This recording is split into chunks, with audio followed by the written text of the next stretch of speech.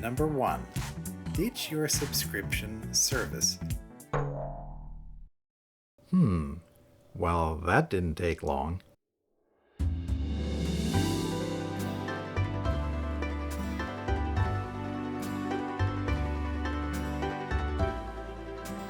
Now that Remarkable has gotten rid of the worst parts of its subscription service, I thought I'd create this Inktelligent, bite-sized review of the device to update people who are still considering it. Let's break this down into 5 main categories. Number 1. The device and writing experience. As I showed in my full review of the Remarkable 2, the device is thin, well-built, and has a very modern and pleasing aesthetic design. Writing on the Remarkable 2 is the best experience I have ever had on an e-ink device, and the closest to actually writing on paper I've yet seen. So, if you're wondering if you'll want to write notes or even draw on this device, if you're like me, yes, you probably will. And to answer that question that many of you will be wondering, I think this is an e-ink device that could probably stand up to hurriedly writing notes down in a lecture. But I definitely recommend going for the Marker Plus if that's what you're planning. I've found having that eraser is a real time saver. 2. Pen types, erasers, selection tools, undo, redo, and layers. Besides having a bevy of pen types to choose from, the Remarkable 2 offers absolutely standout pressure sensitivity as well as pen tilt recognition, which means shading on this device is quite naturalistic and nuanced. The combination of these different pen types and the excellent pressure sensitivity mean that writing and drawing options on the Remarkable 2 are among the best you will currently find on an e-reader. Eraser options aren't quite as nuanced, although you get 3 main sizes of eraser and the option to erase only certain highlighted areas of the page. The fact that you need to manually select these eraser options with only the normal Remarkable 2 stylus is why I personally think it's just much faster to work on the device using the slightly more expensive Marker Plus option, which features an eraser on the back. True, the erasing size of the Marker Plus's built-in eraser is currently a constant thickness with no way to change it, but I find you get used to this after a while.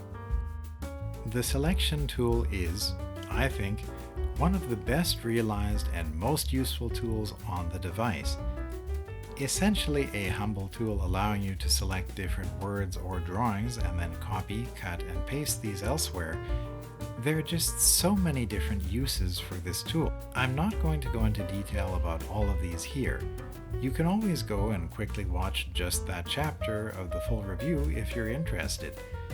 But basically, it's the kind of tool that can open up creative frontiers and provide some quick fixes in a pinch. Undo and redo tools. What more needs to be said? Watch the full review for more on this, but basically they allow you to undo or redo your recently made lines on the device. The Remarkable also features layers.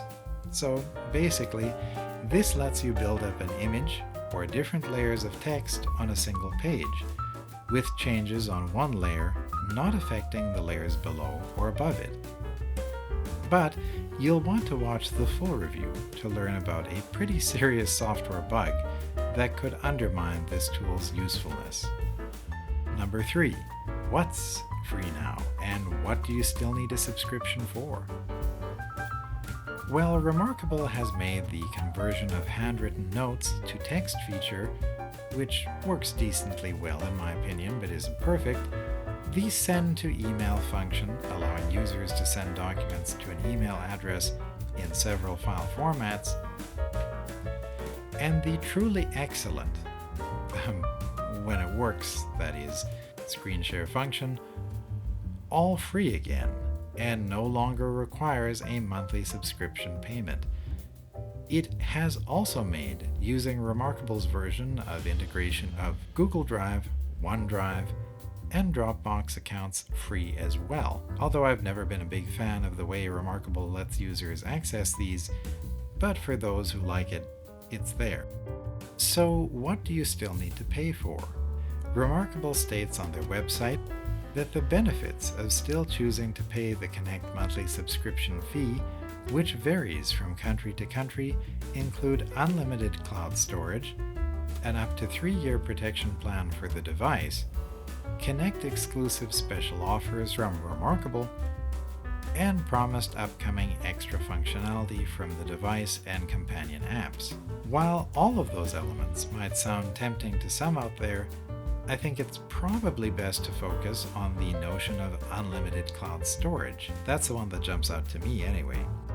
If you don't have a Connect level subscription, this, according to Remarkable, means that while all files you put on your Remarkable device will stay on the physical device itself, quote, only notes and documents used and synced online in the last 50 days will continue to be stored online and updated in our apps, unquote.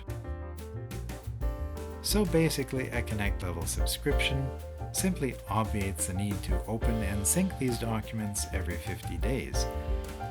I'm not sure how that hits you, but it doesn't seem to me like an amazing value proposition in return for a monthly subscription fee. And as for the rest, I'm likewise fairly unimpressed.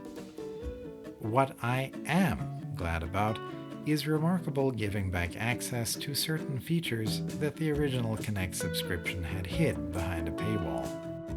Number 4. How does the Remarkable 2 deal with PDFs?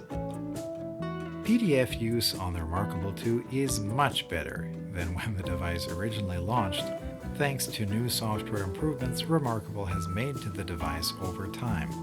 Now, overall, it's quite usable for browsing PDF documents.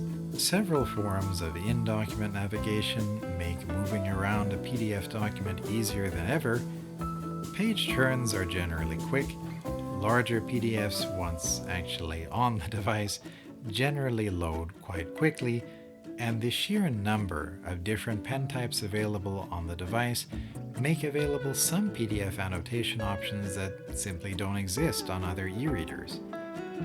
However, there's still a good deal of room for improvement. The PDF cropping tool is just, well, terrible in its current state. Searching PDF documents can become an exercise in frustration really quickly. Contrast on the device can't be adjusted at all. The automatically generated table of contents can be a bit off sometimes, and getting larger sized PDFs onto the device can be needlessly difficult.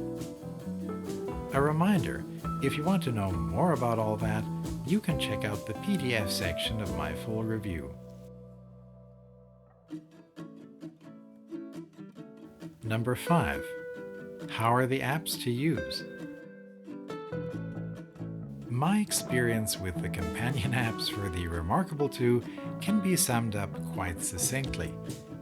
They're frankly absolutely terrible to work with in my experience, full of beta-level software bugginess, and to me they seem to try to force the user to always be connected to the internet for them to work at their best. So yeah, I pretty much detest Remarkable's app experience. However, there is some hope that this may improve, as with the recent 2.15 update, Remarkable seems to indicate a willingness to improve their app functionality. For their sake, I hope so. Thanks for watching, and if you like this video, please give it a digital like and subscribe to encourage more Inktelligent videos like this one.